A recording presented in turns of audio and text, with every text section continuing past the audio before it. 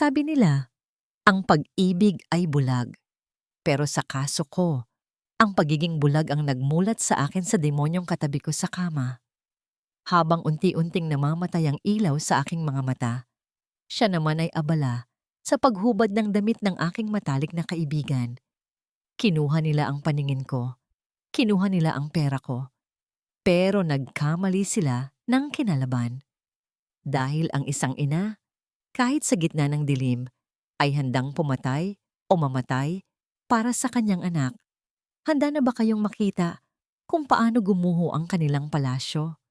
I'm sorry, Amani. Wala na tayong magagawa. The damage is permanent. Ang mga salitang yon ay hindi galing sa isang estranghero, kundi mula sa bibig ni Lourdes, ang babaeng tinuring ko ng kapatid sa nakalipas na 20 taon. Nakaupo ako sa malamig na leather chair ng kanyang klinika at sa bawat segundong lumilipas, pakiramdam ko ay unti-unting hinihigop ng dilim ang buong kwarto. Ang puting coat ni Lourdes ay nagmimistulang isang malabong ulap na lamang sa aking paningin. Isang mantsa ng liwanag na dahan-dahang naglalaho. Gusto kong sumigaw, gusto kong magmakaawa, pero ang tanging lumabas sa aking bibig ay isang garalgal na bulong na halos hindi ko makilala. Sigurado ka na ba, Lourdes? Baka pwedeng mag-second opinion. Baka may gamot pa sa ibang bansa. Naramdaman ko ang pagtapik ng kanyang kamay sa aking balikat. Ang kamay na madalas kong hawakan tuwing kami ay nagbabakasyon. Ang kamay na nag-abot sa akin ng tubig nung ako ay nanganganak kay Inigo. Pero ngayon, ang haplos na yon ay tila napakabigat at napakalayo. Parang yelo na dumikit sa aking balat. Tinignan na natin lahat ng tests, Amani. It's a rare form of macular degeneration. Masyadong mabilis ang progression. Ang best na magagawa natin ngayon ay i-manage na lang ang symptoms at i-prepare ka sa lifestyle changes. You have to be strong para kay Inigo. Bago pa ako makasagot, bumukas ang pinto at pumasok ang amoy ng pamilyar na cologne, isang halo-halo ng musk at sandalwood na dati ay nagbibigay sa akin ng kapanatagan. Si Ronaldo, ang asawa ko. Naramdaman ko ang kanyang mga bisig na pumulupot sa akin. Mahigpit, tila ba poprotektahan niya ako sa lahat ng masama sa mundo. Babe, nandito lang ako. Huwag kang matakot. Ako ang magiging mata mo. Hinding-hindi kita pababayaan. Ang bango niya ay dapat sanang maging tahanan ko. Pero sa sandaling iyon, habang nakasubsob ang mukha ko sa kanyang dibdib, may naramdaman akong kakaiba na nagpatayo ng aking balahibo. Ang tibok ng puso niya ay kalmado. Masyadong kalmado para sa isang asawang kakarinig lang na mabubulag ang kanyang kabiyak. Walang bilis, walang takot, walang panginginig. Para bang matagal na niya itong inaasahan. Ang biyahe pauwi ay tahimik at mabigat. Ang dating makulay na mga kalsada ng Maynila ay naging mga anino na lamang na dumadaan sa bintana ng sasakyan. Pagdating sa aming bahay, ang bahay na ako mismo ang nagdisenyo, bawat sulok, bawat poste, bawat detalye, pakiramdam ko ay isa na akong banyagang pumasok sa isang kuwebang walang ilaw. Inalalayan ako ni Ronaldo papasok sa master bedroom. Napakalambot ng kama, pero pakiramdam ko ay humihiga ako sa ibabaw ng mga tinik. Magpahinga ka muna, babe. Pagod lang yan. Kukuha lang ako ng tubig sa baba. Tapos sasamahan kita. Matulog ka na. Ipinikit ko ang aking mga mata. Hindi dahil inaantok ako, kundi dahil wala namang pinagkaiba ang nakadilat sa nakapikit. Ang mundo ko ay naging abo. Paano na si Inigo? Paano ko siya makikitang lumaki? Paano ko maipagpapatuloy ang Luzon Pearl kung hindi ko na makita ang mga plano at blueprint? Ang takot ay parang malamig na tubig na bumabalot sa aking kalamnan, nagpaparalisa sa akin. Ilang minuto ang lumipas, o baka oras, hindi ko na alam sa loob ng aking madilim na bilangguan. Narinig ko ang banayad na pagpihit ng seradura ng pinto. Ang mga yapak ay marahan sa sahig na kahoy, tila ayaw gumawa ng ingay. Pinilit kong panatilihing pantay ang aking paghinga. Nagkukunwaring nahimbing na sa pagod at iyak, umaasang ang pagtulog ay magdadala ng panandaliang lunas. Is she asleep? Ang boses na yon ay kay Lourdes. Bakit nandito pa siya? Akala ko ba naiwan siya sa klinika para asikasuhin ang mga pasyente? Oo, kanina patulog. Iyak ng iyak kanina. Napagod siguro ang mata. O kung ano man ang natitira dito. Sumunod ang isang mahinang paghalakhak na puno ng pangungutya. Hindi ito ang tawa ng pakikiramay o awa. Ito ang tawa ng tagumpay. Ang tawa ng mga taong nagdiriwang sa ibabaw ng hukay ng iba. Naramdaman ko ang pagbigat ng kutsyon sa kabilang bahagi ng kama, malayo sa akin, pero sapat na para maramdaman ko ang paggalaw ng hangin. Ang galing ng timing mo, Lourdes. Saktong-sakto bago ang renewal of vows. Kapag napirmahan na niya ang power of attorney dahil sa kondisyon niya, sa atin na ang lahat. Power of attorney? Anong sinasabi ni Ronaldo? Nanikip ang dibdib ko. Gusto kong bumangon at magtanong, pero parang may kung anong puwersa ang pumigil sa akin. Ang aking katawan ay nanigas, tulad ng isang hayop na nasusukol na alam na ang tanging paraan para mabuhay ay ang huwag gumalaw. Mabisa talaga yung bagong cocktail ng vitamins na hinalo ko sa inumin niya this past few months. Hindi halata sa blood test, mukhang natural degeneration lang. Sabi ko naman sa'yo, Ronaldo, leave the medical stuff to me. Just make sure na mapapirma mo ang babe mo. Para bang may yelong ibinuhos sa aking gulugod. Ang mga bitamina, ang inumin na matiyagang ginagawa ni Lourdes para sa akin tuwing umaga dahil stress daw ako sa trabaho. Ang pag-aalaga nila ay hindi pagmamahal. Ito ay dahan-dahang pagpatay. Ito ay isang eksekusyon na nakabalot sa asukal at ngiti. Narinig ko ang basang tunog ng kanilang paglalapat. Isang insulto sa sagradong kwartong ito kung saan kami bumuo ng pangarap. Ang tunog ng labi sa labi. Ang bulungan ng pagnanasa habang ang asawa ay nakahiga lamang sa kabilang gilid, bulag at walang kalaban-laban. Wait lang. Baka magising. Hayaan mo siya. She's useless now. Tignan mo nga yan. Para na siyang lantang gulay. Sawang-sawa na ako sa pag-arte na mahal ko siya. Ang arte-arte? Akala mo kung sinong santa. Buti na lang nauto mo siya na ilipat ang kalahati ng funds sa joint account nyo. Pinigilan ko ang aking paghinga hanggang sa sumakit ang aking baga. Ang mga kuko ko ay bumaon sa palad ko sa ilalim ng kumot. Bumaon ng malalim hanggang sa maramdaman ko ang hapdi. Pero wala iyon kumpara sa pagkadurog ng puso ko. Ang asawa ko, ang best friend ko, ang dalawang haligi ng buhay ko. Habang ako ay naghihirap sa dilim, sila ay nagsasaya sa liwanag na ninakaw nila sa akin. Hayaan mo na siya dyan. Let's go to the guest room. Ayokong nakikita ang mukha niya habang ine-enjoy kita. Narinig ko ang mga yapak na papalayo. Ang pagsara ng pinto ay parang hatol ng kamatayan sa dati kong pagkatao. Naiwan akong mag-isa sa katahimikan na binasag lamang ng ugong ng aircon. Unti-unting tumulo ang luha mula sa mga mata kong wala ng silbi. Pero sa pagkakataong ito, hindi na ito luha ng takot. Ito ay luha ng puot. Napakapait ng lasa sa aking lalamunan. Iminulat ko ang aking mga mata sa dilim. Wala akong makita, ni katiting na sinag, pero narinig ko ang lahat. Narinig ko ang katotohanan na mas malinaw pa sa sikat ng araw.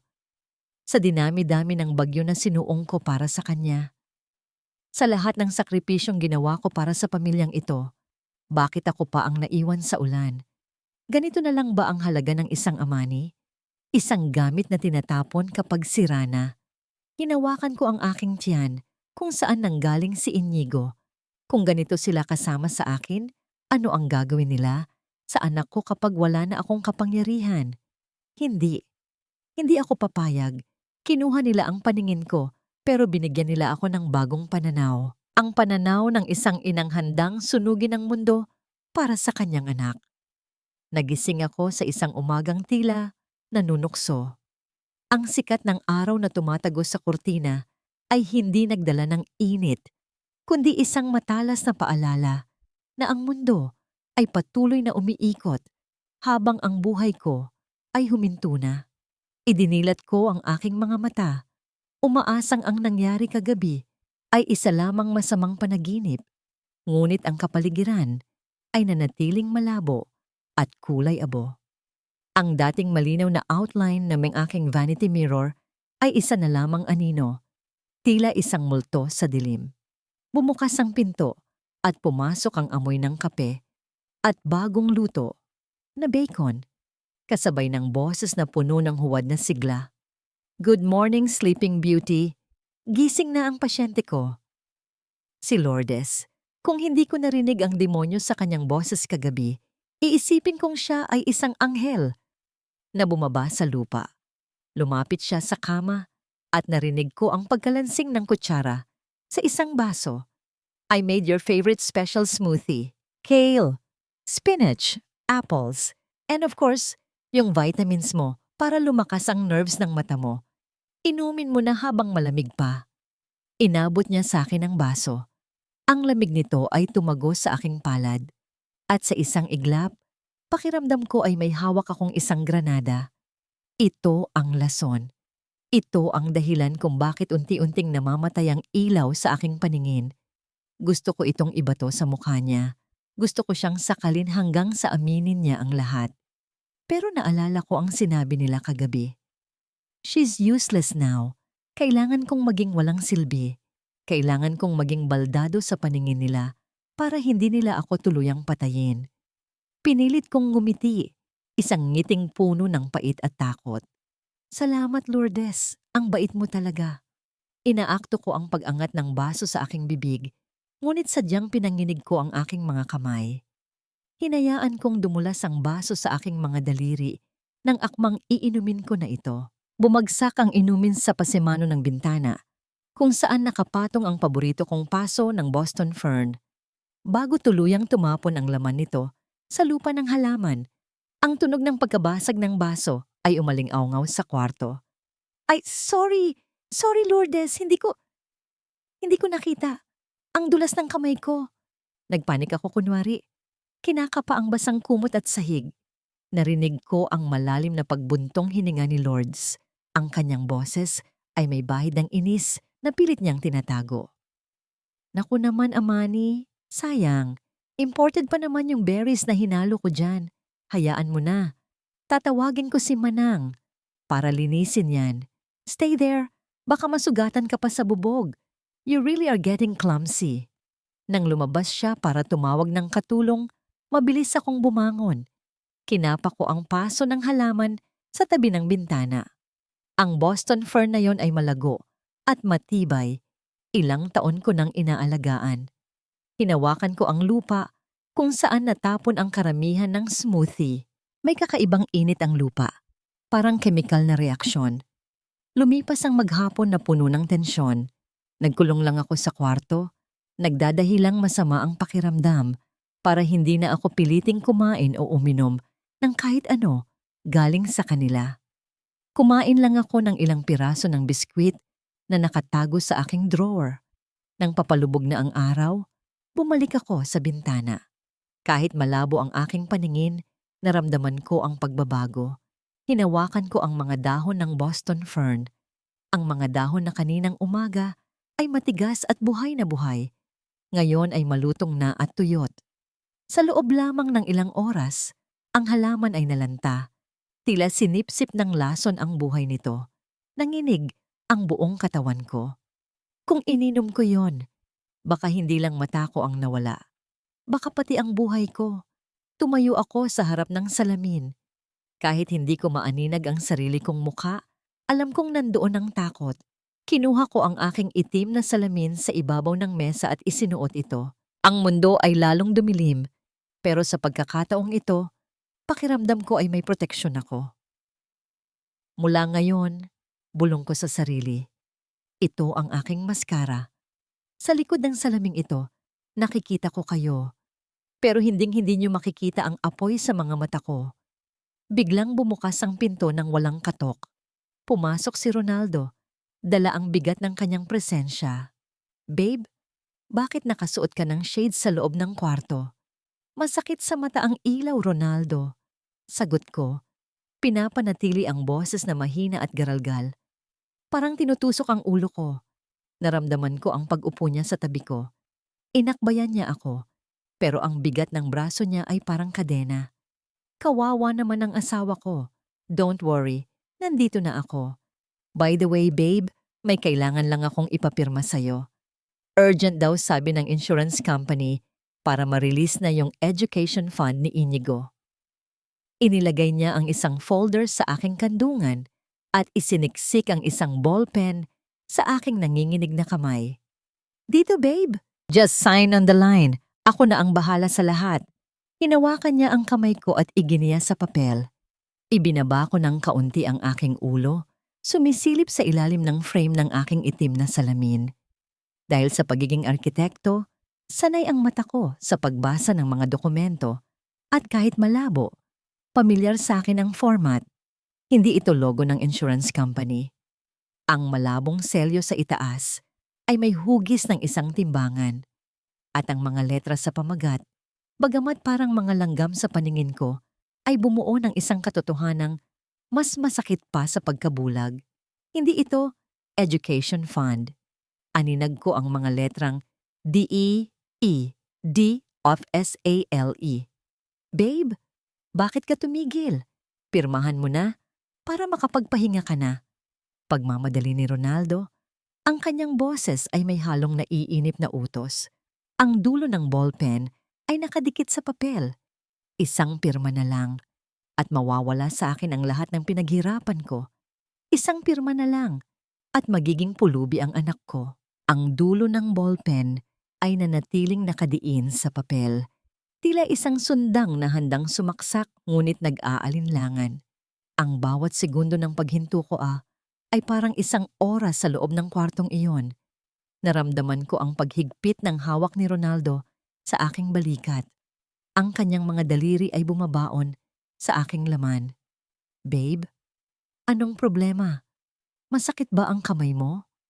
Ang kanyang boses ay malambing, ngunit sa ilalim nito ay ang panginginig ng isang taong nagmamadali. Huminga ako ng malalim. Pinalabas ang hangin sa isang nanginginig na paraan. Nahihilo ako, Ronaldo. Parang umiikot ang mundo. Hindi ko mahawakan ng maayos ang ballpen. Pinitawan ko ang panulat. Gumulong ito sa ibabaw ng folder at nahulog sa sahig. Yumuko ako. Nagkukunwaring kinakapa ito. Pero sinadya kong itulak ito palayo, gamit ang paa ko sa ilalim ng kama. Hayaan mo na, bukas na lang, sabi ko. Humiga pabalik at tinalikuran siya. Pagod na pagod ako. Please, Ronaldo, bukas na. Narinig ko ang kanyang marahas na pagbuntong hininga. Ang kalansing ng kanyang sinturon habang tumatayo siya ay nagpapahiwatig ng kanyang pagkadismaya. Fine, bukas ng umaga. Pero kailangan na to, Amani, para kay Inigo. Umalis siya dala ang folder. Ang mga yapak niya ay mabibigat at padabog. Nakaligtas ako nga ngayon. Pero hanggang kailan? Kinabukasan, ang katahimikan ng bahay ay binasag ng isang boses na mas matalas pa sa bubog. Nasaan ang inutil kong manugang? Diyos ko, tanghali na, nakahilata pa rin. Si Doña Charito, ang ina ni Ronaldo. Ang babaeng palaging tumitingin sa akin mula ulo hanggang paa na parang isa akong basahan na napadpad sa kanyang palasyo. Kahit na ang totoo, ang perang ipinangsusugal niya ay galing sa pawis ko. Bumukas ang pinto ng aking kwarto. Ang amoy ng Hadore Dior, ang pabango na niregalo ko sa kanya noong Pasko, ay pumuno sa hangin. Naramdaman ko ang kanyang presensya sa tabi ng aking kama. Ma, bati ko, hindi bumabangon. Kayo pala. Oo, ako nga. Balita ko bulag ka na daw. Kawawang Ronaldo, napakamalas naman talaga. Una, wala kang kwenta sa kama. Tapos ngayon, pabigat ka pa. Ang bawat salita ay parang sampal. Gusto kong sumagot. Gusto kong sabihin na ang bahay na tinatapakan niya, ang kotseng sinasakyan niya, lahat iyon ay galing sa pabigat na tinutukoy niya. Pero kinagat ko ang aking dila, hindi ngayon. Si Lourdes napakaganda at napakaalaga.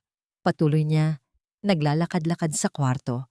Narinig ko ang pagbukas ng aking jewelry box sa ibabaw ng vanity table. Buti na lang nandyan siya para alagaan ang anak ko. Kung tutuusin, mas bagay sila. Ang kalansing ng mga alahas ay umumalingaw-ngaw. Ang kwintas na perlas na pamana pa ng aking ina. Ang diamond earrings na regalo ko sa sarili ko noong makuha ko ang una kong malaking proyekto. Narinig ko siyang humuhuni habang sinisipat ang mga ito. Sayang naman ito, nakatago lang. Tutal hindi mo na rin naman makikita. Hihiramin ko muna ha. May event ako sa Rotary Club mamaya. Hihiramin? Ang ibig niyang sabihin ay kukunin. At alam kong hinding-hindi na yon babalik. O makikita ko na lang sa sanglaan sa susunod na linggo. Bumangon ako at naglakad papunta sa direksyon ng tunog. Ang aking mga kamay ay nakalahad sa harap. Nagkukunwaring nangangapa. Nakita ko, sa pamamagitan ng aking peripheral vision sa ilalim ng salamin, na isinusuot niya ang kwintas sa kanyang leeg at tinitignan ng sarili sa salamin ng may pagmamalaki. Ma? Tawag ko, naglalakad na parang lasing. Nasaan kayo? Parang may narinig akong nahulog. Wala. Walang nahulog. Umupo ka nga dyan. Nahihilo ako sa'yo. Singhal niya, pero hindi niya tinanggal ang kwintas. Nagpatuloy ako sa paglalakad, diretso sa kanya. Ma, yung kwintas ni Mama, suot niyo ba? Parang amoy lumakas eh.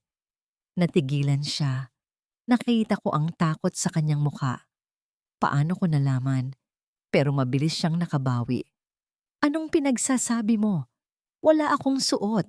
Nababaliw ka na rin ba bukod sa pagiging bulag? Lumapit pa ako at sa isang aksidente, natapilok ako at napakapit sa kanyang braso. Ang mukha ko ay napalapit sa kanyang tenga. Naamoy ko ang kanyang takot sa ilalim ng mamahaling pabango. Bumulong ako sa boses na sapat lang para marinig naming dalawa. Isang boses na hindi galing sa isang biktima, kundi galing sa isang hukom. Ingatan niyo po yan, Ma. Ang sabi nila, may sumpa ang perlas na yan. Ang sino mang kumuha ng walang paalam ay sinusundo ng may-ari galing sa hukay. Naramdaman ko ang pagtigas ng kanyang katawan. Tinulak niya ako palayo ng marahas, kaya napaupo ako sa kama. Layuan mo ako. Baliw. Baliw ka na. Nagmamadali siyang lumabas ng kwarto. Ang takong ng kanyang sapatos ay mabilis na tumatama sa sahig. Ngumiti ako ng mapait habang inaayos ang aking salamin. Tumakbo siya, pero hindi niya tinanggal ang kwintas. Ang kasakiman ay mas matimbang kaysa sa takot. Akmang hihiga na sana ako muli nang marinig ko ang isang tunog na nagpatigil ng aking puso. Hindi ito tunog ng baso o pinto. Ito ay tunog ng isang pag-iyak. Isang impit na pag-iyak ng isang bata na pilit tinatakpan ng bibig. Galing sa kabilang kwarto. Galing sa kwarto ni Inigo. Ang pag-iyak na yon ay parang isang kawad na humihila sa akin mula sa aking kinaupuan. Nakalimutan ko ang aking pagkabulag. Nakalimutan ko ang pag-iingat. Ang tanging nasa isip ko ay ang aking anak. Dahan-dahan akong lumabas ng kwarto. Ang aking mga kamay ay nakadikit sa pader bilang gabay. Hindi dahil kailangan ko ito, kundi dahil kailangan kong panindigan ang aking papel. Ang pasilyo ay mahaba at tahimik, ngunit sa dulo nito, sa kwarto ni Inigo, naroon ang tunog ng impyerno. Ang pinto ay bahagyang nakabukas. Sumilip ako sa siwang. Nakita ko si Ronaldo, ang ama na nangakong ibibigay ang mundo sa kanyang anak. Nakatayo siya sa gitna ng kwarto, ang muka ay pula sa galit. Si Inigo, ang aking munting anghel, ay nakasiksik sa sulok ng kanyang kama. Yakap-yakap ang kanyang tuhod, nanginginig na parang basang sisiw. Ilang beses ko bang sasabihin sa'yo na huwag kang maingay? Ang ingay-ingay mo. Nagtatrabaho ako.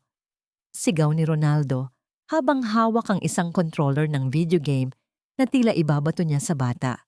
Sorry po, Papa. Gutom lang po ako. Kanina pa po ako hindi kumakain. Hikbi ni Inigo. Ang boses niya ay nanginginig sa takot. Sa sulok ng kwarto, nakaupo si Lourdes sa beanbag chair, nag-i-scroll sa kanyang telepono na parang wala siyang naririnig, ni hindi man lang siya nag-angat ng tingin. Lourdes, pakainin mo nga tong batang to. Wisit, istorbo sa laro. Bulyaw ni Ronaldo. Tamad na tumayo si Lourdes, hindi man lang itinago ang kanyang iritasyon. Bakit ako? Yaya ba ako? Tawagin mo si Manang. Wala si Manang day off. Bigyan mo na lang ng biscuits diyan para tumahimik. Nakita kong kumuha si Lourdes ng isang pakete ng Skyflakes mula sa ibabaw ng cabinet at binato ito kay Inigo. Tumama ang pakete sa noo ng bata bago bumagsak sa kama. O ayan, kumain ka at matulog. Kapag narinig pa kitang umiyak, sasabihin ko sa papa mo na ilipat ka sa boarding school. Doon, sa sandaling iyon, namatay ang huling patak ng pagmamahal na mayroon ako para sa aking asawa.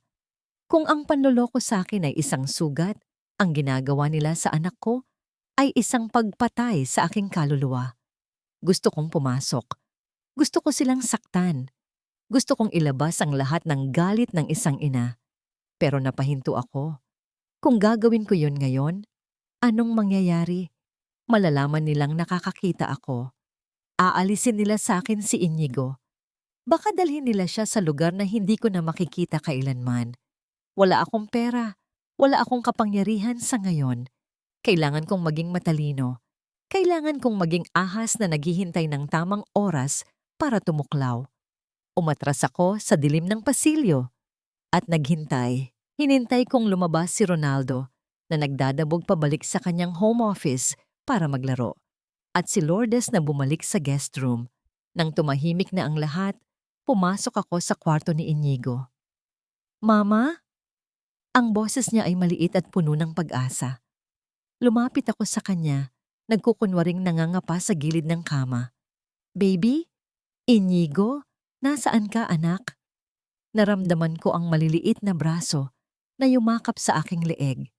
Ang init ng kanyang katawan. Ang amoy ng kanyang buhok na pawisan. Ito ang tanging totoo sa mundong ito. Mama, gutom po ako. Galit po si Papa. Sumbong niya sa akin. Ang luha ay bumabasa sa aking balikat. May kinuha ako mula sa bulsa ng aking robe. Isang chocolate bar na naitago ko pa noong nakaraang linggo. Binuksan ko ito ng tahimik at iniabot sa kanya. Shh! Eto, anak. Kainin mo to. Pero secret lang natin, ha? Huwag kang maingay. Narinig ko ang mabilis niyang pagkain, ang tunog ng gutom na napapawi. Hinaplos ko ang kanyang mukha, ang kanyang buhok. Inigo, makinig ka kay Mama. Bulong ko. Maglalaro tayo ng secret game. Ang tawag dito ay invisible. Kapag nandyan si Papa at Tita Lourdes, kailangan mong maging invisible. Huwag kang iiyak. Huwag kang magsasalita. Kunwari wala ka dito. Kaya mo ba yon? Opo, Mama. Para po tayong spies. Oo, anak. Spies tayo. At ang mga spies matatapang. Babantayan kita palagi. Kahit hindi nakikita ni Mama. Pangako yan. Mama, huwag kang mag-alala. Sabi niya bigla. Hinawakan ng pisngi ko gamit ang malagkit niyang mga kamay na may tsokolate. Kahit bulag ka na, ako ang magiging mata mo. Sasabihin ko sa iyo lahat ng nakikita ko. Ang puso ko ay parang pinipiga. Ang batang ito, na biktima ng karahasan, ay siya pang nag-aalala para sa akin. Hinalikan ko siya sa noo. Pinipigilan ang paghagulgol na gustong kumawala sa aking dibdib. Salamat, anak. Matulog ka na. Babantayan kita. Nang makatulog na si Inigo, bumalik ako sa aking kwarto. Ang galit ay naging gasolina. Hindi na ako pwedeng maghintay. Kailangan ko ng tulong. Pumasok ako sa banyo at binuksan ang gripo ng shower ng napakalakas para matakpan ang anumang ingay. Mula sa ilalim ng lababo, sa loob ng isang lumang kahon ng sanitary pads na alam kong hindi pakikialaman ni Ronaldo, kinuha ko ang isang lumang Nokia phone. Ito ang emergency phone na itinago ko taon na ang nakalipas. Nanginginig ang mga daliri ko habang dinadial ang isang numero na sa ulado ko pa rin mula sa nakaraan. Isang numero na hindi ko akalaing tatawagan ko ulit. Nagring ito. 1, 2, 3. Hello? Isang baritonong boses ang sumagot. Puno ng pagtataka. Huminga ako ng malalim. Pinipigil ang panginginig ng aking boses. Dante, si ama nito. Kailangan ko ng tulong mo. Sinusunog nila ang bahay ko at nasa loob pa kami ng anak ko. Amani? Ang pagbanggit niya sa pangalan ko ay puno ng pagdududa. Tila ba nakakita siya ng multo sa kabilang linya? At sa totoo lang, marahil ay multo na nga ako. Isang anino ng babaeng nakilala niya noon. Dante, please, huwag mong ibababa. Wala na akong ibang matatakbuhan. Ang boses ko ay halos lunurin ng ingay ng tubig mula sa shower. Pero alam kong narinig niya ang desperasyon sa bawat pantig. Isang sandaling katahimikan ang namagitan sa amin. Mas mabigat pa sa 10 taong lumipas mula noong huli kaming nagkausap. Nabalitaan ko ang nangyari sa mata mo, Amani. Kumalat sa legal circles na naghahanap si Ronaldo ng mag-aayos ng power of attorney dahil sa incapacity mo. Ang boses ni Dante ay naging seryoso, ang tono ng isang abogado na naamoy ang dugo sa tubig. Hindi lang yon, Dante. Hindi lang mata ko ang problema. Niloloko nila ako. Si Ronaldo, si Lourdes, at si Inigo. Sinasaktan nila ang anak ko. Narinig ko ang marahas na pagbuntong hininga sa kabilang linya, kasunod ang tunog ng papel na nilulukot. Sinasabi ko na nga ba, walang hiya talaga ang lalaking yan. Noong tinulungan ng papa mo ang pamilya namin sa kaso ng lupa, nangako ako sa sarili ko na babawi ako. Ito na yon, Amani. Sabihin mo sa akin, anong kailangan mong gawin ko? Ang utang na loob, isang tali na hindi napapatid ng panahon. Napahawak ako sa malamig na tiles ng banyo. Ang luha ay humahalo sa wisik ng tubig. Kailangan ko ng mata, Dante. Mata sa labas. Kailangan kong malaman kung saan dinadala ni Ronaldo ang pera. At kailangan ko ng proof na niloloko nila ako. Pero kailangan nating mag-ingat. Akala nila, bulag na talaga ako. Yon ang alas ko. Okay, copy that. May mga private investigator ako na pwedeng magmanman kay Lourdes. At sa financial records ni Ronaldo, may mga kakilala ako sa bangko. Give me 2 days, Amani. Hahalukayin ko kahit ang libag ng kaluluwa nila. Salamat, Dante. Mag-iingat ka. Amani, pahabol niya bago ko ibaba ang telepono. Ang boses niya ay lumambot. Hindi ko man maibabalik ang liwanag sa mga mata mo. Tutulungan kitang sunugin ang impyernong kinalalagyan mo. Pangako. Pinatay ko ang tawag at mabilis na itinago ang telepono pabalik sa ilalim ng lababo. Nang patayin ko ang shower, narinig ko ang katok sa pinto. Babe, ang tagal mo naman maligo. Sayang ang tubig. Boses ni Ronaldo. Lumabas ako, nakabalot sa tuwalya, ang mata ay nakapako sa kawalan. Sorry, Ronaldo. Nahihirapan kasi akong hanapin ang sabon. Ang dilim-dilim kasi. Sagot ko, pinapalamlam ang aking boses para magtunog kaawa-awa. Sa mga sumunod na araw, sinimulan ko ang aking pinakamahusay na pagganap. Ang operasyon, baliw-baliwan.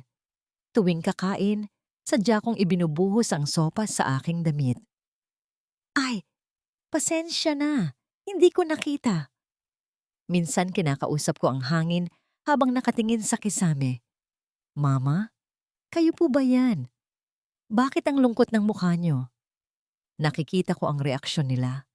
Si Ronaldo ay nandidiri. Si Lourdes ay naiirita. Si Doña Charito ay natatakot. Ronaldo, bulong ni Lourdes isang gabi habang naghahapunan kami at kunwari ay kinakapa ko ang aking pagkain. I think lumalala siya.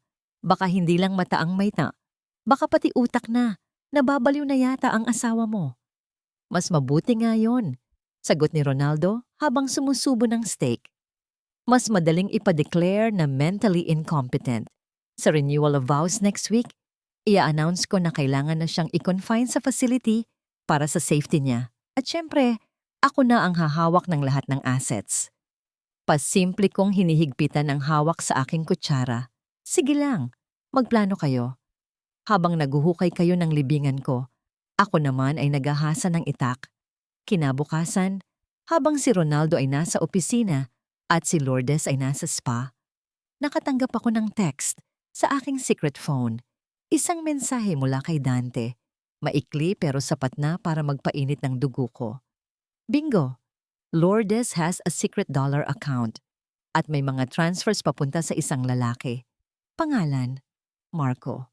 Napangiti ako sa dilim. Akala ni Ronaldo, siya ang hari. Hindi niya alam, siya pala ang payaso sa sarili niyang sirkus. Biglang bumukas ang pinto. Pumasok si Ronaldo. Amoy alak at sigarilyo kahit tanghali pa lang. Babe, good news! Sigaw niya, halatang lasing sa tuwa o sa stress. Next week na ang renewal of vows natin. In-invite ko na lahat ng business partners at media. Ipapakita natin sa kanila kung gaano kita kamahal kahit ganyan ka na. Lumapit siya at hinawakan ang mukha ko. Ang mga daliri niya ay malagkit. Magiging perfect ang lahat.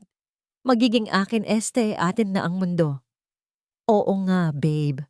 Sagot ko. Nakatingin sa kanyang leeg kung saan may maliit na lipstick mark na hindi kulay ng lipstick ko. Magiging perfect ang lahat. Hinding-hindi nila makakalimutan ang gabing yon. Dahil sa gabing yon, Ronaldo, hindi lang sumpa ang ire-renew natin, kundi ang hatol ko sa inyo. Kailangan ko ng 30 million a money. Ngayon din. Ang boses ni Ronaldo ay garalgal, hindi dahil sa sipon, kundi dahil sa takot. Nandito siya sa harap ko, lumuluhod sa tabi ng kama. Hawak ang aking mga kamay na para bang ako ang kanyang huling pag-asa sa kaligtasan. Naamoy ko sa kanya ang pinaghalong pawis, alak, at ang kakaibang asim ng taong hindi nakatulog dahil sa kaba. Dante was right. Ang mga investments na pinagmamalaki ni Ronaldo ay napunta lahat sa mga illegal na sabungan at kasino sa Clark. At ngayon, singilan na. Ang mga taong inutangan niya ay hindi nagpapadala ng demand letter. Nagpapadala sila ng bala. 30 million? Ulit ko. Ginagawang inosente at naguguluhan ang aking boses. Ronaldo, ang laki ng halagang yan. Para saan? Ang akala ko ba okay ang kita ng Luzon Pearl? Oo, okay na okay. Mabilis siyang sumagot. Masyadong mabilis. Kaya lang, may opportunity, babe. Isang malaking deal sa Palawan. Kailangan lang ng down payment agad-agad bago makuha ng iba. Doble ang balik nito sa atin, promise. Para to sa future ni Inigo. Laging si Inigo ang ginagawa niyang panangga. Ang kapal ng mukha. Pero Ronaldo, alam mo namang naka-time deposit ang karamihan ng liquid assets ko. At yung trust fund ni Papa, hindi ko pwedeng galawin basta-basta. Sagot ko. Kunwari ay nag-aalangan. Babe, please. Humigpit ang hawak niya sa kamay ko. Halos masaktan ako. Sige na, pirmahan mo lang to. Authorization lang to para ma-access ko ang emergency fund mo sa Swiss account. Alam kong meron ka nun. Napangiti ako sa loob-loob ko.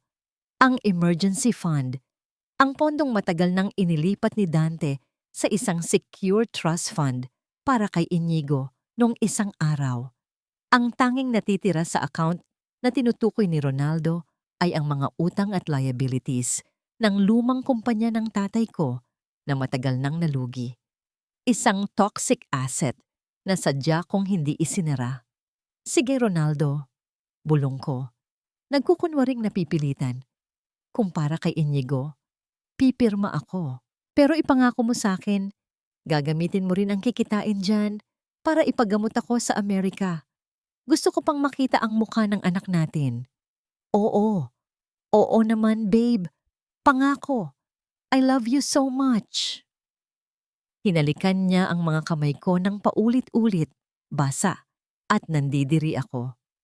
Inabot niya ang dokumento at pen. Sa pagkakataong ito, hindi ako nag-atubili. Hinawakan ko ang pen, nagkunwaring nangangapa sa papel. Dito ba? Tanong ko. Oo. Diyan sa taas ng pangalan mo.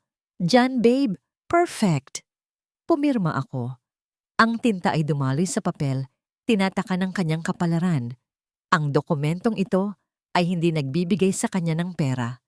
Ito ay naglilipat ng ownership ng isang kumpanyang baon sa utang sa pangalan niya bilang co-guarantor, kapalit ng access. Sa madaling salita, sa oras na ipresenta niya ito sa bangko, hindi siya makakakuha ng pera. Sisingilin siya ng bangko sa mga utang ng kumpanyang iyon. Thank you, babe! You saved us! Sigaw niya at mabilis na tumayo. Bit-bit ang papel na parang trodyo. Alis na sana siya nang biglang pumasok si Lourdes sa kwarto. Anong meron? Bakit ang saya-saya mo? Tanong ni Lourdes. Ang mata ay nakapako sa folder na hawak ni Ronaldo. Nakikita ko ang kilat ng kasakiman sa kanyang tingin. Wala. Hon, Lourdes, business lang. Naayos ko na ang funding para sa expansion. Sagot ni Ronaldo. Tinatago ang folder sa kanyang likuran. Napansin ko ang pagkunot ng noo ni Lourdes. Inggit. Ang ugat ng lahat ng kasamaan sa bahay na ito. Expansion? Akala ko ba gipit tayo sa cash flow? Bakit hindi ko alam to? Huwag ka nang maraming tanong. Basta magkakapera na tayo. Sagot ni Ronaldo at mabilis na lumabas ng kwarto. Naiwan si Lourdes nakatayo sa may pinto, nakatingin sa direksyon ni Ronaldo na may pagdududa. Amani, tawag niya sa akin. Ang boses ay matamis, pero may lason. Ano yung pinapirma niya sa'yo? Umiling ako, nagmamaang-maangan.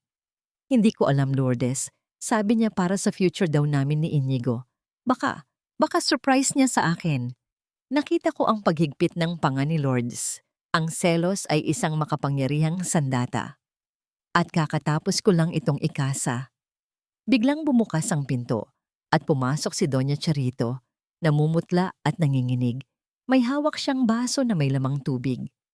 Amani, anong ginawa mo? Tili niya. Po? Bakit po, ma? Lumapit siya sa akin at itinapat ang baso sa mukha ko. Nakita ko ang paso ng halaman sa bintana, patay na patay. At nakita ko ang mantsa ng smoothie na tinimpla ni Lourdes sa lupa. Hindi mo iniinom ang gamot mo. Alam mo ba ang ginagawa mo? Nanigas ako. Kung malalaman ni Lourdes na alam ko ang tungkol sa lason, tapos na ang laro. Tumingin ako sa direksyon ni Doña Charito, sa likod ng aking itim na salamin, at nagpa siya. Oras na para gamitin ang alas na nakuha ko sa Kabanata 3. Ma, bulong ko, habang si Lourdes ay nasa likuran niya, nakikinig. Ang halaman, namatay dahil sa init, tulad ng pagsunog ng budhi ng mga magnanakaw.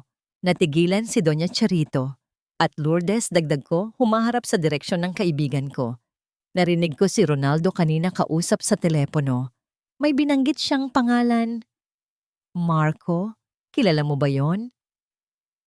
Nakita ko ang pagkabitaw ni Lourdes sa kanyang bag. Bumagsak ito sa sahig.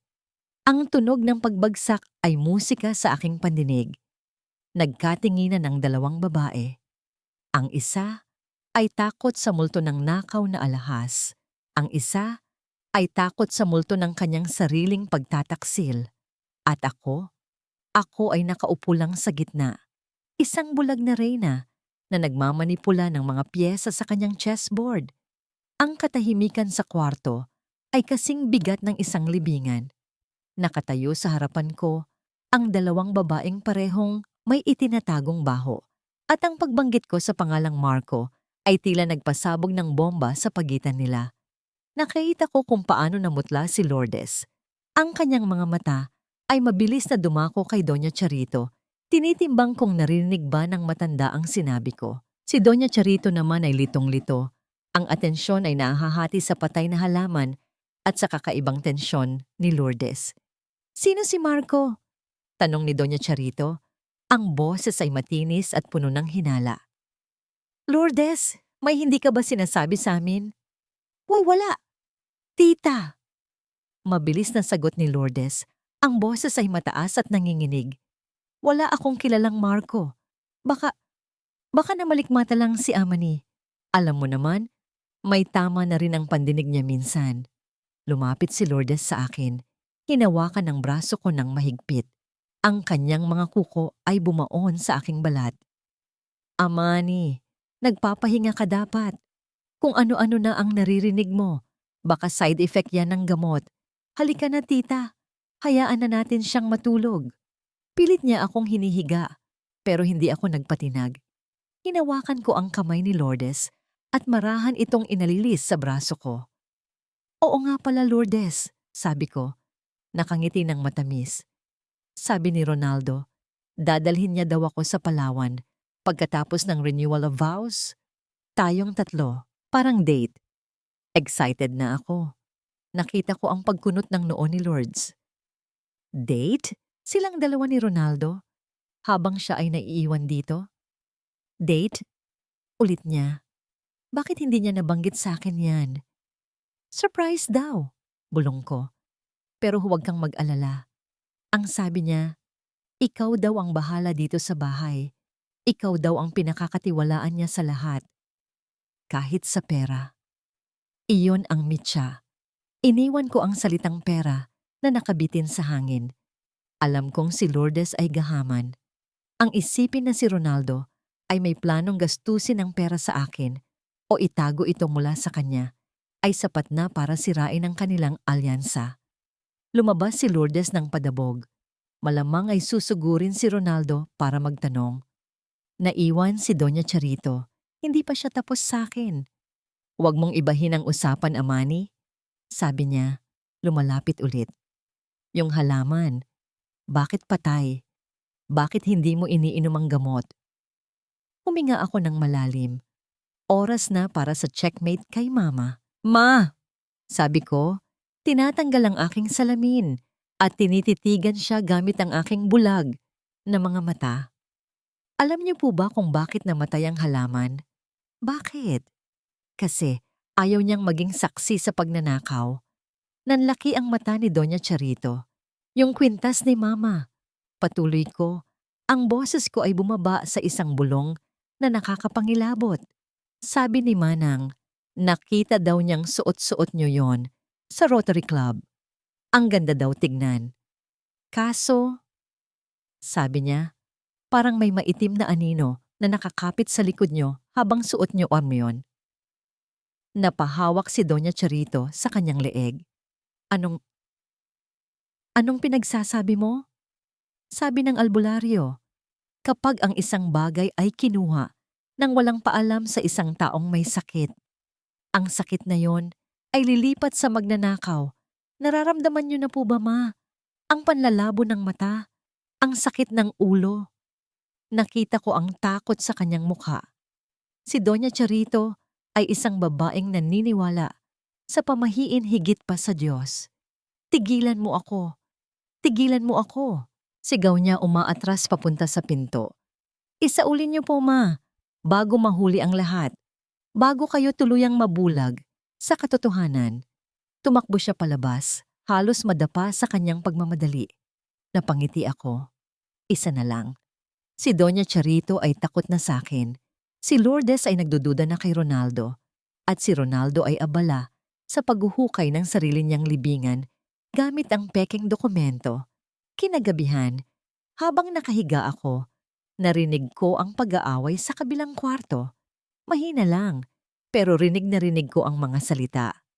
"Bakit ka nag-withdraw ng malaki, Ronaldo? Para saan yon?" Boses ni Lourdes. "Wala kang pakialam. Pera ko to. Pera natin to." "At anong sinasabi ni Amani na dadalin mo siya sa Palawan?" Sinabi niya yon. Baliw talaga ang babaeng yan. Wala akong sinabing ganon. Huwag mo akong lokohin, Ronaldo. Baka naman may iba ka pang babae bukod sa akin. Ang tunog ng sampal ay umumalingaw-ngaw. Sinundan ito ng katahimikan. At pagkatapos ay ang tunog ng umiiyak na si Lourdes. Huwag na huwag mo akong pagdududahan, Lourdes. Tandaan mo, kung babagsak ako, damay ka. Napapikit ako. Nagsisimula na silang magkagatan. Ang mga daga ay nagpapanik na dahil lumulubog na ang barko. Biglang tumunog ang aking secret phone. Isang text mula kay Dante. Confirmed! Ang Marco na karelasyon ni Lourdes ay isang fitness instructor. At hulaan mo kung saan galing ang pambayad ni Lourdes sa kondo ng lalaki.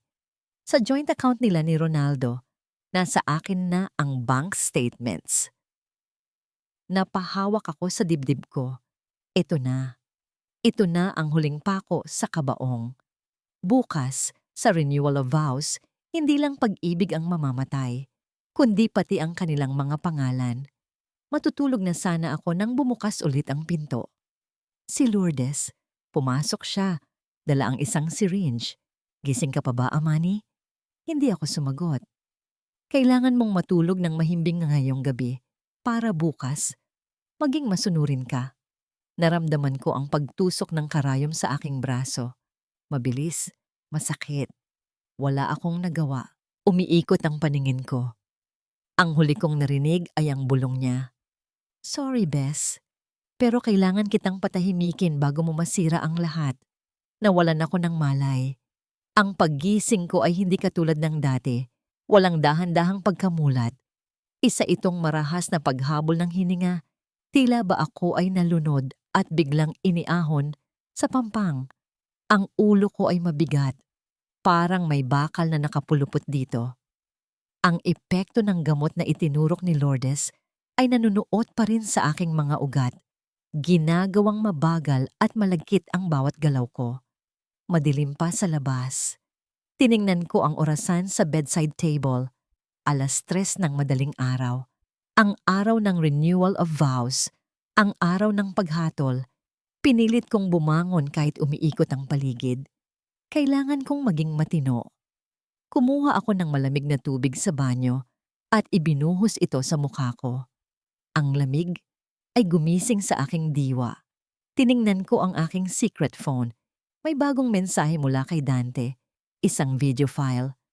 Panoorin mo to. Nakuha ng PI ko sa CCTV ng condo unit ni Marco kagabi.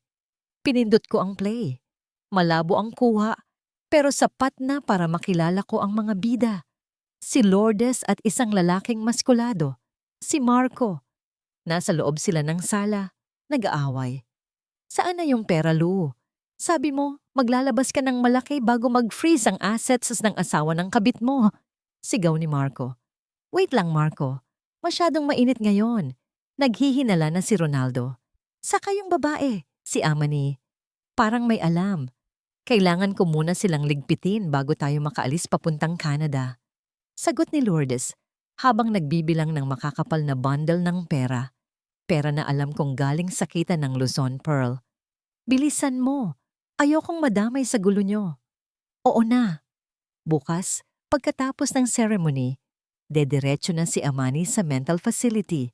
Si Ronaldo naman, iiwan ko rin kapag nakuha ko na ang power of attorney. Tayo ang magsasama, Marco. Tayo lang. Napaupo ako sa sahig ng banyo. Si Lourdes, ang babaeng pinagkatiwalaan ko ng buhay ko, ay hindi lang basta kabit.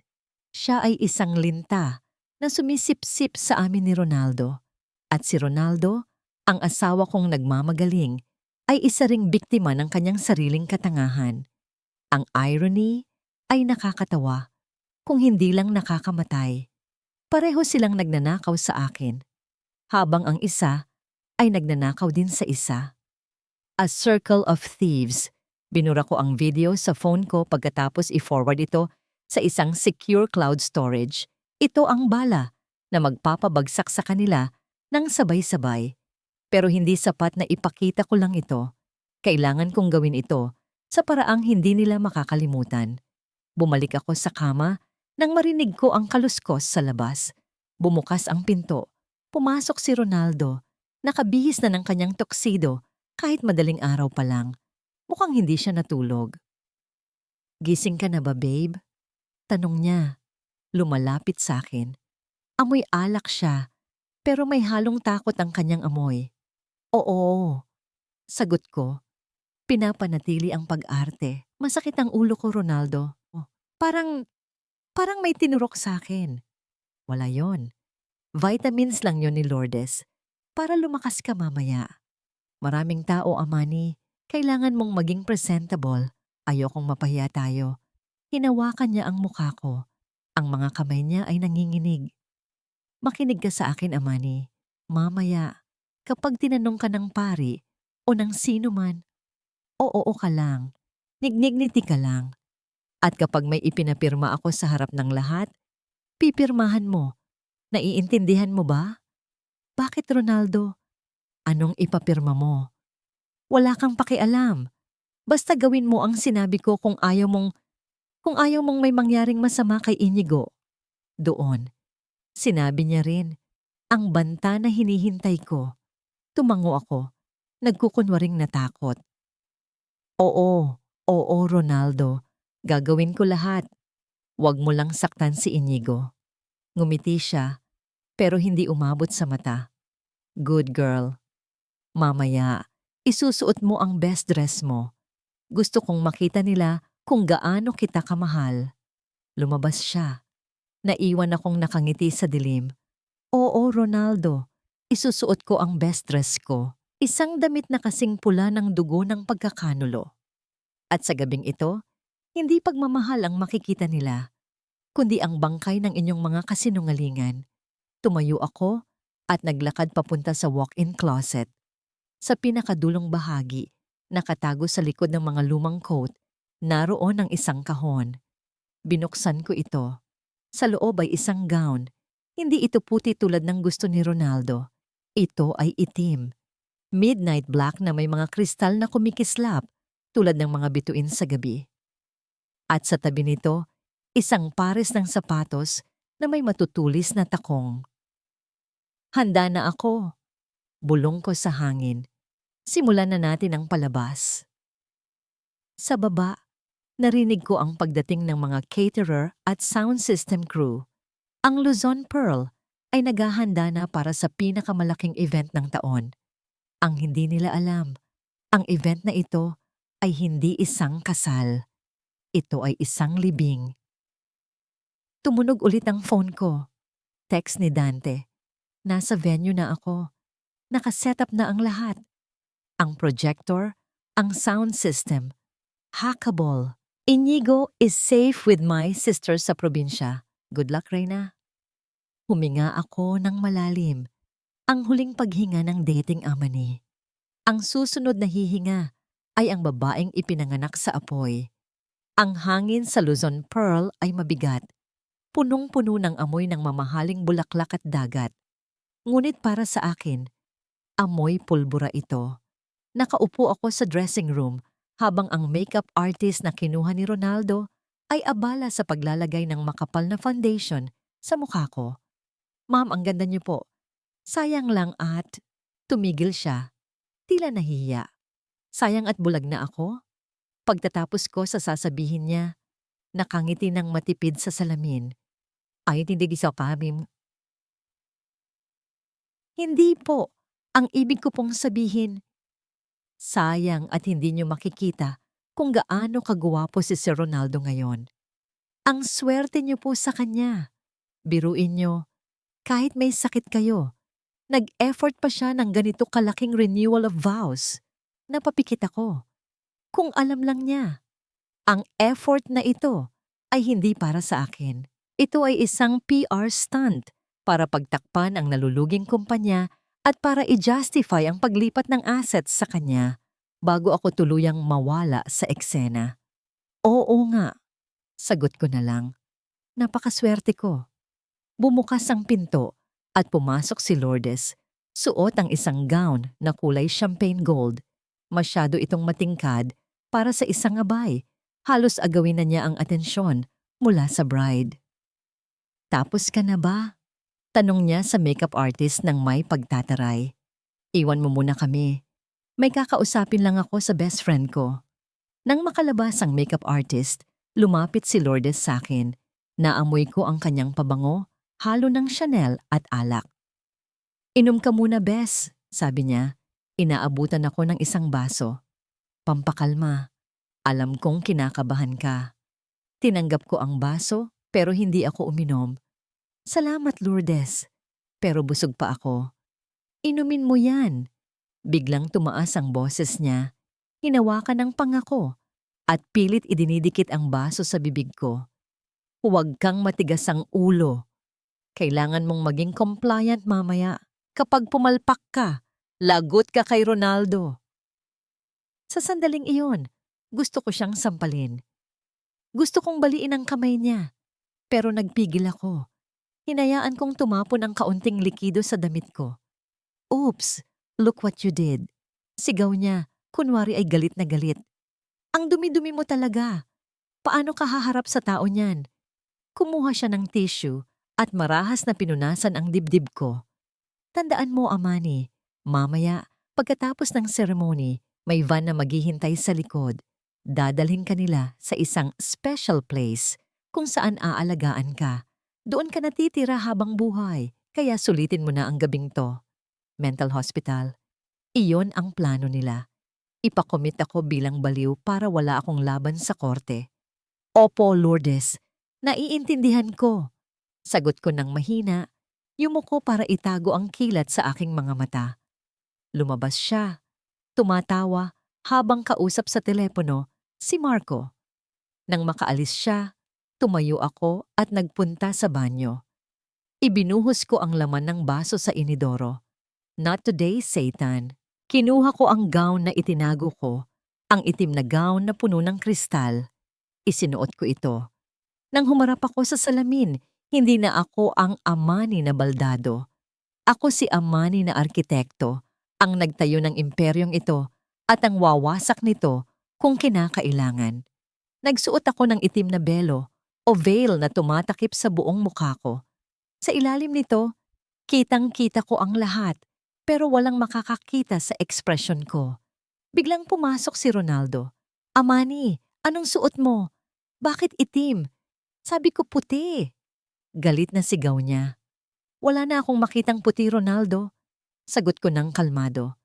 At saka, di ba sabi mo, sa hirap at ginhawa, sa sakit at kalusugan, till death do us part? Ang itim ay kulay ng kamatayan, di ba? Bagay sa tema. Natigilan siya. May dumaang kilabot sa mukha niya pero mabilis niya itong pinalis.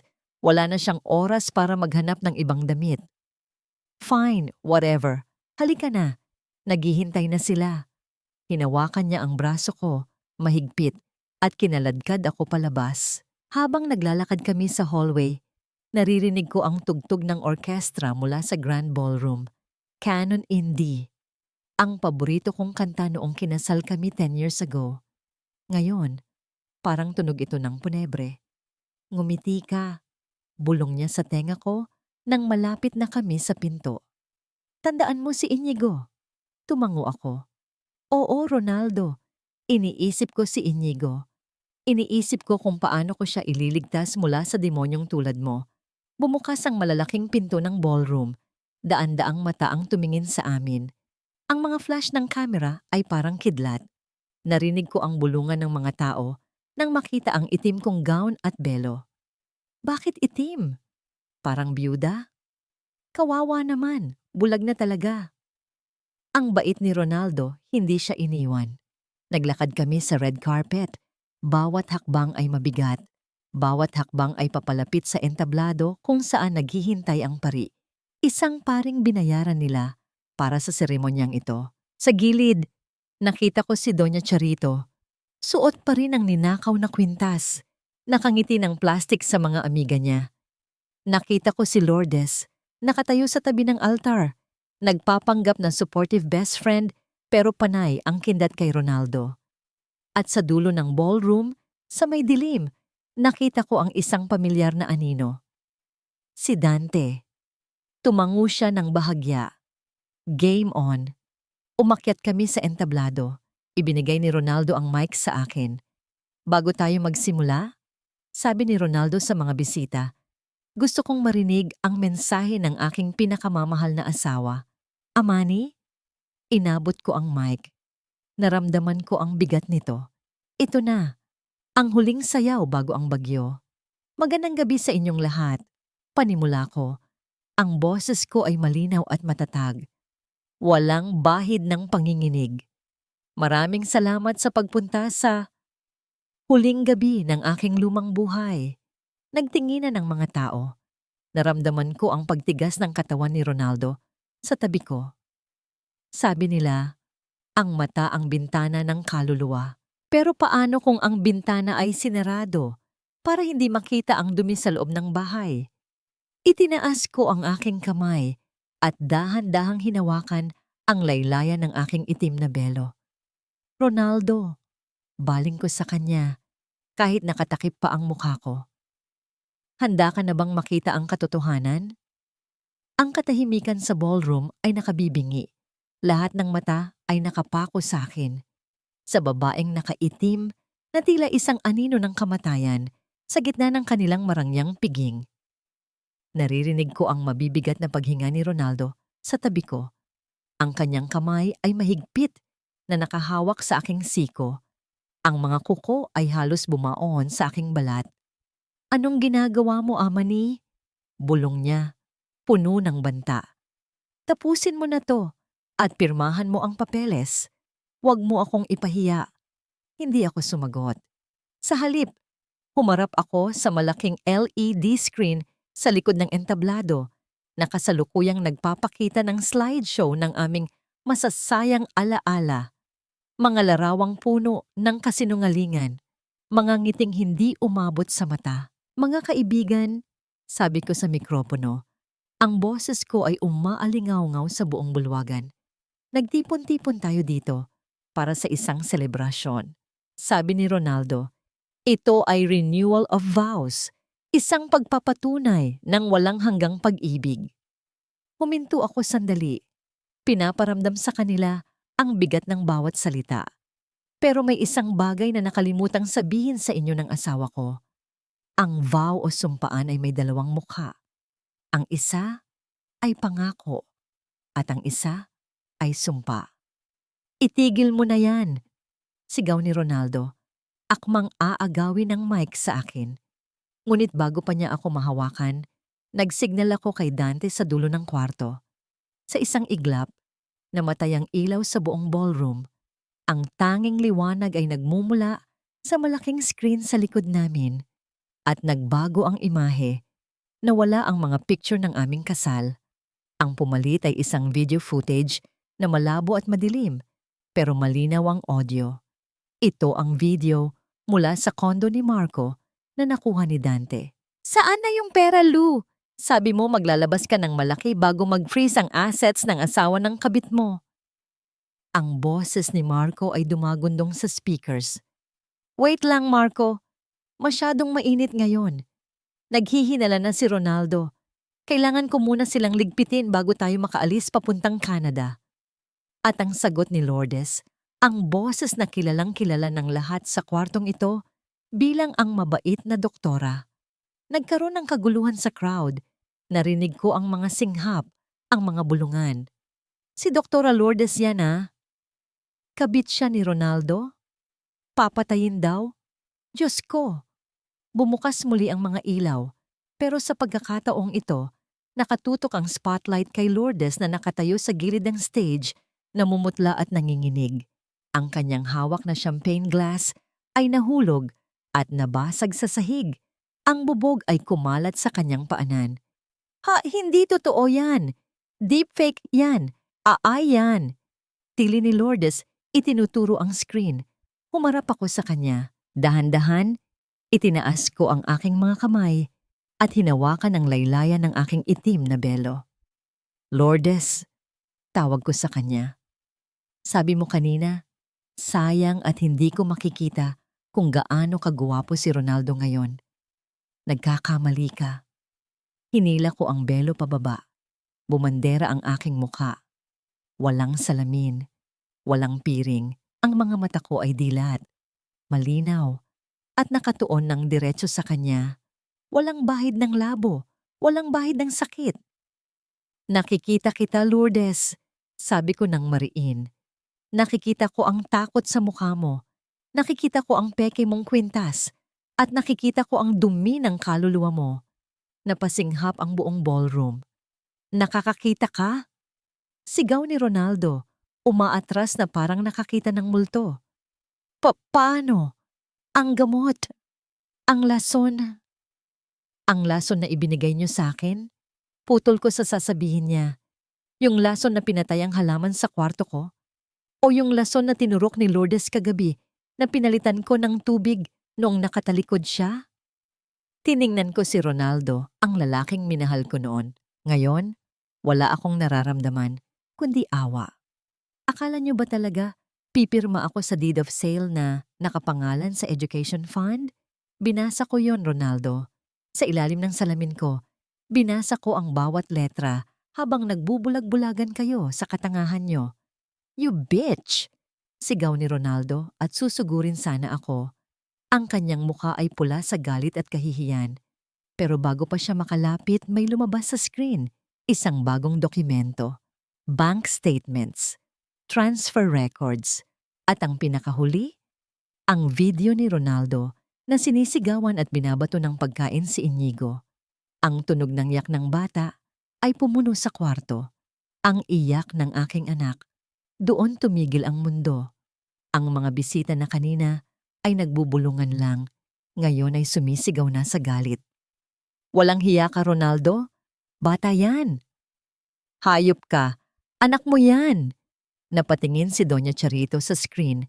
Nakita ang apo niyang sinasaktan. Kahit siya, nasakim sa pera, ay napahawak sa bibig. Ronaldo, bulong niya. Anong ginawa mo sa apo ko? Wala kang pakialam, ma. Bulyaw ni Ronaldo, tuluyan nang nawala sa sarili. Ginawa ko to para sa atin. Para hindi tayo maghirap. Hindi, sagot ko. Lumalapit sa kanya ng dahan-dahan habang siya ay umaatras. Ginawa mo to para sa sarili mo, para sa ego mo. At ngayon, sisingilin na kita. Tumingin ako sa entrance ng ballroom. Bumukas ang pinto at pumasok ang isang grupo ng mga nakauniforme.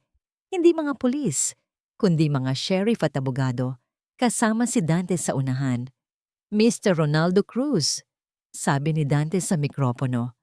By virtue of the document you signed 2 days ago, the document transferring all liabilities of the bankrupt Crestview Holdings to your personal name. I am here to serve you a notice of seizure. Lahat ng assets mo, kabilang ang shares mo sa Luzon Pearl, ay kumpiskado na ngayon ng bangko. Namutla si Ronaldo.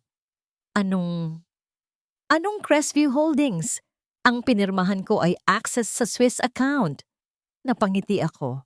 Ang Crestview ay ang kumpanyang nalugi ni Papa. Ang kumpanyang puno ng utang. At dahil gahaman ka, pinirmahan mo ang pag-ako sa lahat ng utang na yon nang hindi nagbabasa. Congratulations, Ronaldo. Hindi lang ikaw walang pera ngayon. Baon ka pa sa utang na aabuti ng 3 henerasyon bago mabayaran. Bagsak. Napaluhod si Ronaldo sa sahig. Ang kanyang palasyo, ang kanyang mundo, ay gumuho sa isang pirma. Pero hindi pa tapos. Tumingin ako kay Lourdes na sinusubukang tumakas sa gilid. At ikaw, doktora? Sabi ko, huwag kang magmadali. May mga pulis sa labas na naghihintay para sa kasong attempted murder at medical malpractice. Ang ebidensya, nasa dugo ko. Nagpa-blood test ako kaninang umaga kay Dante. Positive sa arsenic. Naghiyawan ang mga tao. Ito na. Ito na ang katapusan ng kanilang palabas. At ang simula ng aking hustisya. Ang ballroom na kanina lamang ay puno ng tugtog ng biolin at tawanan ng mga elitista, ay naging isang arena ng kaguluhan. Ang mga bisita, na karamihan ay business partners at mga socialite, ay hindi na makatingin kay Ronaldo nang may paggalang. Ang tingin nila ngayon ay puno ng pandidiri. Tila ba nakatingin sila sa isang ipis na gumagapang sa kanilang mamahaling pagkain. Sa gitna ng entablado, nakaluhod pa rin si Ronaldo. Ang kanyang mukha ay putla. Ang pawis ay tumutulo mula sa kanyang noo, humahalo sa kanyang luha at sipon.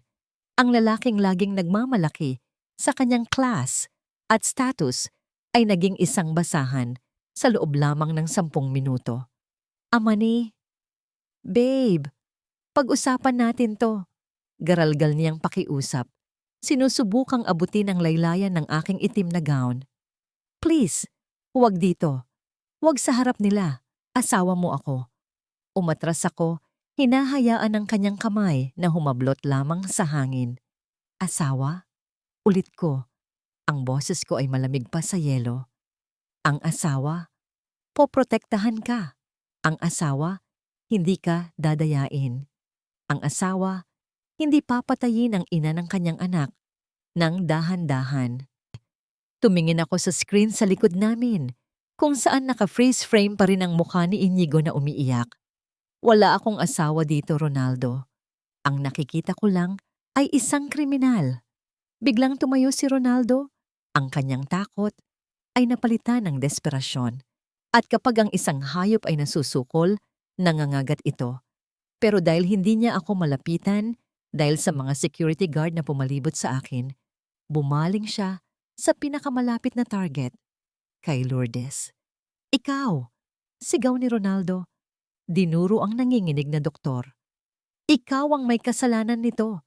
Ikaw ang nagpainom sa kanya ng gamot. Ikaw ang nagsabi na safe ang plano. Sinira mo ang buhay ko." Nanlaki ang mata ni Lourdes. "Ako? Kapal ng mukha mo. Ikaw ang nagmakaawa sa akin na tulungan kang kunin ang pera niya. Ikaw ang nagsabing patay na natin siya para makuha mo ang insurance." Ang bulwagan ay napuno ng singhap. Ang confession ay lumabas na mismo sa kanilang mga bibig. Wala nang kailangan pang imbestigasyon. Sila mismo ang naglaglag sa isa't isa. Sa isang iglap ng karahasan, sinugod ni Ronaldo si Lourdes. Dumapo ang kanyang kamao sa mukha ng babaeng minsan niyang tinawag na tunay na pag-ibig. Bumagsak si Lourdes sa sahig, tumitili, habang sinusabunutan siya ni Ronaldo. "Hayop ka! Niloloko mo ako. Pati pera ko ninanakaw mo para sa lalaki mo." Bulyaw ni Ronaldo habang sinasakal si Lourdes. Ang mga tao ay nagsigawan sa takot. Mabilis na kumilos ang mga pulis na kanina pa nakaabang sa gilid. Hinila nila si Ronaldo palayo kay Lourdes, na ngayon ay duguan ng labi at gulo-gulo ang buhok at gown. Habang pinoposasan si Ronaldo, ang tunog ng bakal na sumara sa kanyang pulso ay parang musika sa aking pandinig. Ito ang tunog ng hustisya. "Bitawan niyo ako. Hindi niyo ba ako kilala? Ako ang may-ari ng lugar na to." Pagpupumiglas ni Ronaldo. Lumapit si Dante sa kanya. Inaayos ang kanyang kurbata ng may kalamigan. "Correction, Mr. Cruz. Ang bangko na ang may-ari ng lugar na to. At dahil sa fraud na ginawa niyo, pati ang personal na sasakyan at bahay niyo ay naka-freeze na simula kaninang umaga. Wala ka ng pag-aari. Kahit ang brief na suot mo, baka bawiin pa ng bangko." Naiwan si Lourdes sa sahig, umiiyak. Ang maskara ay kumalat sa kanyang mukha na parang isang payaso. Tinulungan siyang itayo ng isang babaeng pulis, pero hindi para alalayan, kundi para posasan din. "Huwag po. Doktor ako. May lisensya ako." Hiyaw ni Lourdes. "Revoke na ang lisensya mo, doktora." Sagot ko habang nakatingin sa kanya. Mula sa itaas, ipinadala na ni Dante ang evidence ng malpractice at attempted murder sa medical board kanina lang. "Good luck sa kulungan, Bes. Balita ko, marami kang magiging pasyente doon." Habang hinihila sila palabas ng mga pulis, nahagip ng mata ko ang isang pamilyar na figura na sinusubukang sumiksik sa likod ng mga nagkukumpulang bisita para tumakas. Si Doña Charito. "Sandali," sabi ko sa mikropono. "Huwag niyo munang paalisin ang Reyna Ina." Natigilan si Doña Charito. Dahan-dahan siyang lumingon. Ang mukha ay puno ng takot. "Aamani, anak, wala akong kinalaman dito. Nanginginig niyang sabi, pilit nang ngumingiti. Biktima rin ako. Niloko rin nila ako. Naglakad ako pababa ng entablado. Ang takong ng sapatos ko ay umaalingaw-ngaw sa sahig na gawa sa marmol. Hinawi ng mga tao ang daan para sa akin. Tila ba ako si Moises na humahati sa dagat. Huminto ako sa tapat ni Doña Charito. Tinitigan ko ang kanyang leeg. Ma, sabi ko ng malumanay, ngunit may diin. Ang ganda ng kwintas mo. Bagay na bagay sa'yo. Napahawak siya sa kwintas na perlas, ang kwintas ng nanay ko. Hiniram ko lang to para itago. Kasi baka mawala sa bahay. Palusot niya. Hiniram o ninakaw? Sa likod ko, lumapit ang chief of security ng hotel. Ma'am Amani, may report po kami na nawawala ang ilang gamit sa vault. At ayon sa CCTV sa bahay nyo, wag na, putol ko. Hindi na kailangan ng CCTV. Inilahad ko ang aking palad sa harap ni Doña Charito. Ibalik mo. Nanginginig ang mga kamay ni Doña Charito habang tinatanggal ang clasp ng kwintas. Nahihirapan siya dahil sa pawis at kaba. Nang finally ay matanggal niya ito, ibinagsak niya ito sa palad ko. Ayan na, saksak mo sa baga mo. Sigaw niya, sinusubukang bawiin ang kanyang pride kahit wala na. Salamat, sabi ko. Pagkatapos ay bumaling ako sa mga pulis. Officer, pakisama na rin po siya.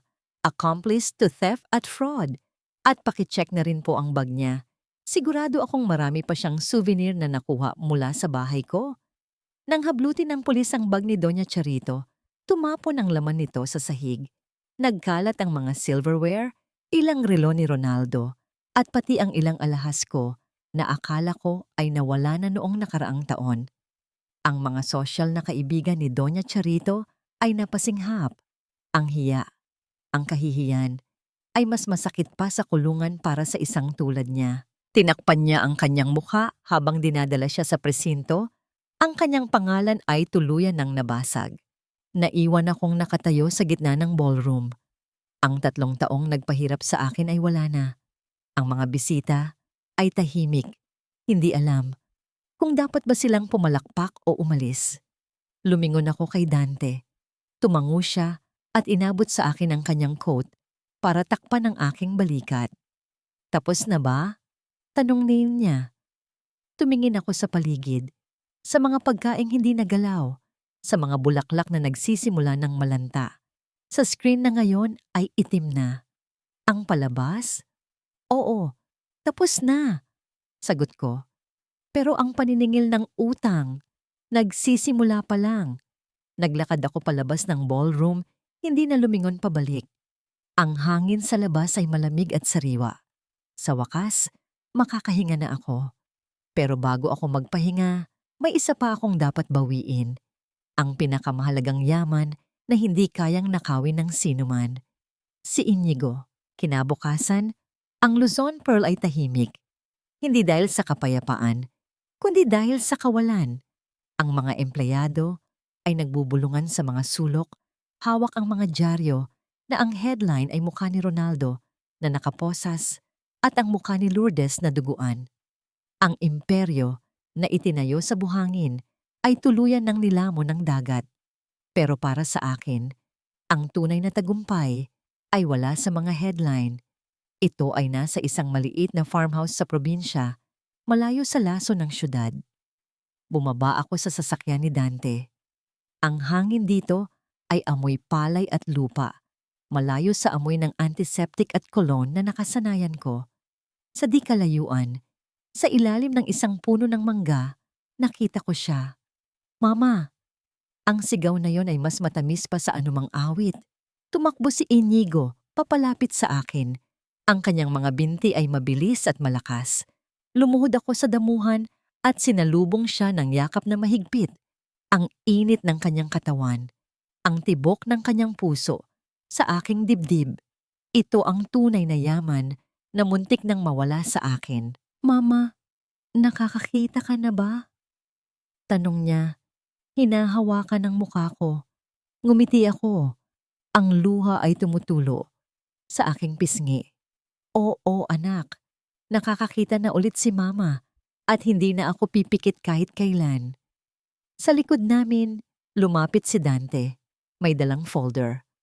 Amani, sabi niya, iniaabot ang dokumento. Finalized na. The annulment process has started based on psychological incapacity and fraud. At dahil sa deed of assignment na pinirmahan ni Ronaldo, lahat ng shares niya sa kumpanya ay na-liquidate na para bayaran ang utang. The bank owns Luzon Pearl now. Tumayo ako, karga-karga si Inigo, at tiningnan ang folder. Hayaan mo na ang Luzon Pearl, Dante. Iyon ay monumento ng nakaraan namin ni Ronaldo. Hayaan mo nang kunin ng bangko. Ang importante, nakuha ko ang personal trust fund ko at ang custody ni Inigo. At isa pa, dagdag ni Dante, may maliit na ngiti sa labi. Yung Marco? Nahuli siya sa airport kaninang umaga. Sinubukan niyang tumakas dala ang pera ni Lourdes. Kaso, na-report na natin ang pera bilang stolen funds mula sa kumpanya. So technically, ibabalik sa iyo ang perang ninakaw nila. Napatawa ako ng mahina. Ang pera na ninakaw nila para sa kanilang happy ending ay bumalik din sa akin. Karma talaga ay may sariling delivery service. Paano sila Ronaldo? Tanong ko. Well, sagot ni Dante, sumandal sa kanyang sasakyan. Wala silang piyansa. Si Ronaldo, tinakwil na ng mga business partners niya. Si Lourdes, tinanggalan na ng lisensya. At si Doña Charito, nasa DSWD custody muna habang inaasikaso ang kaso niya. Pero balita ko, walang gustong umampon sa kanya na kamag-anak dahil sa hiya. Tumingin ako sa langit. Maaliwalas, walang ulap. Tapos na ang bagyo, bulong ko. Hindi pa, sabi ni Dante. Ngayon pa lang magsisimula ang pagtatanim. Amani, you're an architect. You built castles before. Now, build a home. Tumingin ako sa kanya. Sa loob ng 10 taon, siya ang anino sa gilid. Ngayon, siya na lang ang natitirang poste na nakatayo. Salamat, Dante. Utang ko sa iyo ang buhay ko. Umiling siya. Wala kang utang. Quits na tayo. Ang papa mo ang nagligtas sa pamilya ko noon. Ngayon, ako naman ang nagligtas sa anak niya. Fair and square. Ibinaba ko si Inigo at hinawakan ang kamay niya. Halika na anak, uuwi na tayo. Hindi sa malaking bahay, hindi sa palasyo, pero sa lugar na walang lason. Naglakad kami palayo sa sasakyan, papunta sa maliit na bahay kubo ng kapatid ni Dante. Simple lang ito, kawayan ang sahig, nipa ang bubong. Pero nang buksan ko ang pinto, nakita ko ang liwanag na tumatagos sa bintana. Walang itinatagong anino, walang nakatagong kamera, walang lason sa inumin. Sa unang pagkakataon sa loob ng mahabang panahon, nakahinga ako ng maluwag. Ang palasyong buhangin ay gumuho na. At sa wakas, nakatapak na ako sa matibay na lupa. Ang tunog ng alon ay palaging nagdadala ng kapayapaan. Nakaupo ako sa veranda ng bago kong bahay, isang simpleng modern tropical house sa tabi ng dagat sa La Union. Hindi ito kasing laki ng mansion namin noon sa Manila, pero bawat sulok nito ay puno ng liwanag at hangin. At ang pinakaimportante, akin ito, galing sa sarili kong pawis sa bago kong design firm na Phoenix Architecture. Mama, look, ang laki ng nakuha kong shell. Tumakbo si Inigo papunta sa akin. Sunog ang balat sa araw. Puno ng buhangin ang paa. Pero ang ngiti niya ay abot hanggang tenga. Wala na ang takot sa kanyang mga mata. Wala na ang panginginig tuwing may sisigaw. Wow! Ang ganda naman yan anak, sabi ko. Hinahaplos ang buhok niya. Ang paningin ko ay hindi pa rin 100% perpekto. May mga blind spots pa rin sa gilid dahil sa damage ng lason. Pero sapat na ito para makita ko ang pinakamahalagang bagay sa mundo. Ang kaligayahan ng anak ko. Dumating si Dante, may dalang 2 baso ng kalamansi juice. Hindi siya nakasuot ng suit at tie. Nakalinen shirt lang siya at shorts. mukhang mas bata ng 10 taon. Para sa reyna at sa prinsipe, sabi niya, inaabot ang inumin. Salamat, attorney. Dante? Biro ko. Umupo siya sa tabi ko. Pinapanood si Inigo na bumalik sa paglalaro sa buhangin. Balita ko, may bisita ka sa City Jail next week? Tanong niya. Tumango ako. Oo. Nag-request si Ronaldo. Gusto daw niyang makita si Inigo kahit sandali. Papayag ka? Huminga ako ng malalim. Ninanamnam ang alat ng hangin. Hindi. Hindi pa. Baka sa future, kapag malaki na si Inigo at kaya na niyang intindihin. Pero ngayon, ang proteksyon niya ang priority ko. Ang pagpapatawad ay pwedeng ibigay, Dante. Pero ang tiwala, earned yon. At wala nang natitirang tiwala para kay Ronaldo. Tama, sang-ayon ni Dante. Let him rot with his regrets. Balita ko, sila ni Lourdes ang magkaselda sa holding area minsan tuwing hearing. Nagbabatuhan daw ng pagkain. Napatawa kaming dalawa. Ang hustisya ay minsan poetic. Amani. Tawag ni Dante. Medyo seryoso.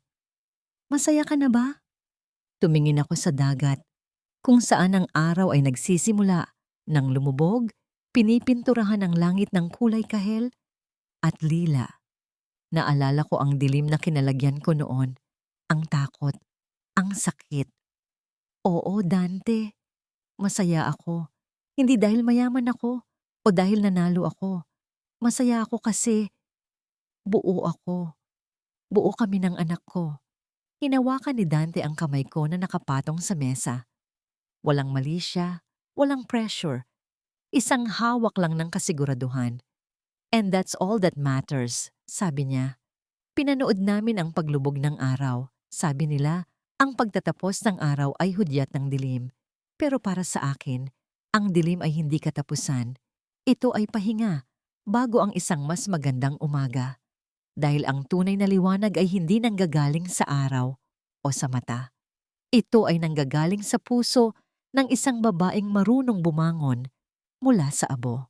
At dito natin iiwan si Amani, hindi sa isang katapusan, kundi sa isang napakagandang simula, kung saan ang bawat paglubog ng araw ay hindi na senyales ng takot, kundi isang pangako ng panibagong pag-asa. Sa inyo, na matiyagang nakinig at sumabay sa bawat tibok ng puso ni Amani, mula sa unang kabanata hanggang sa huli, taos puso akong nagpapasalamat. Hindi naging madali para sa akin na isulat ang kwentong ito. May mga gabing tumitigil ako sa pagtipa dahil masyadong masakit isipin ang dilim na pinagdaanan ng ating bida. Lalo na noong mga sandaling naririnig niya ang iyak ng kanyang anak, ngunit wala siyang magawa, kundi ang magkunwari. Napaluha ako habang binubuo ang eksena sa ospital at nanggigil din ako kasabay niyo nung natuklasan ang kataksilan sa loob ng sarili niyang tahanan. Ang kwentong ito ay hindi lamang likhang isip. Ito ay inspirasyon mula sa mga kwento ng totoong buhay, mga kwento ng bawat ina na kailangang maging matapang kahit nanginginig ang tuhod at ng bawat babaeng minsan nang nadapa, nasugatan at inakalang wala ng bukas. Nais kong ipaalala sa inyo na gaya ng isang binhing ibinaon sa ilalim ng lupa, minsan kailangan nating madiligan ng luha at mabaon sa dilim bago tayo tuluyang mamukadkad at lumago patungo sa liwanag. Pero bago tayo magpaalam, may isang tanong na naiwan sa aking isipan at gusto kong hingi ng inyong opinyon. Nakita natin na pinili ni Amani na huwag munang bisitahin o patawarin si Ronaldo sa kulungan. Kung kayo si Amani, kaya niyo bang patawarin agad ang asawang nagtaksil at nagtangkang pumatay sa inyo para sa kapakanan ng inyong anak? O tama lang ang desisyon niyang hayaan na lang muna si Ronaldo na mabulok sa kanyang pagsisisi? Gusto kong marinig ang inyong saloobin. Ibahagi niyo sa comment section ang inyong mga sagot dahil ang bawat kwento niyo ay mahalaga rin sa akin. At kung naantig ang inyong puso ng kwentong ito, o kung may napulot kayong aral, huwag kalimutang i-like at i-share ang video na ito sa inyong mga kaibigan at pamilya. Maraming salamat sa pagsama sa akin sa biyaheng ito. Hanggang sa muli nating pagkikita sa susunod na kwento ng buhay at pag-ibig.